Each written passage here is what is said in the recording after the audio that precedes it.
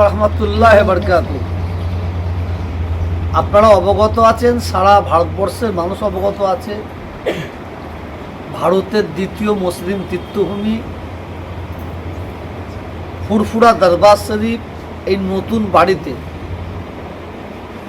প্রতি বছরের নয়, এবছরও অল ইন্ডিয়া ব্যাপী কিরাত প্রতিযোগিতা ইনশাল্লাহ অনুষ্ঠিত হবে। এই কিরাত প্রতিযোগিতা এবছর নিয়ে 19তম হবে। এই কিরাত প্রতিযোগিতায় ভারতবর্ষের বিভিন্ন জায়গা থেকে প্রতিযোগীরা আসবেন এবং আন্তর্জাতিক খ্যাতিসম্পন্ন জাজ তানারাও আসবেন। এই কিরাত প্রতিযোগিতায় আসার জন্য প্রত্যেককে অনুরোধ করছি।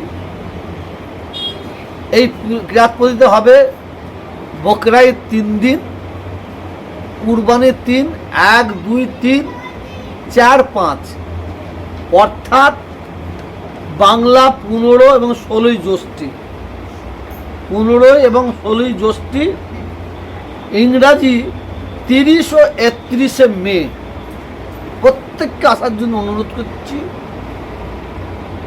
এই প্রতিযোগী যারা অংশগ্রহণ করবেন, 40 জন প্রতিযোগী অংশগ্রহণ করবেন।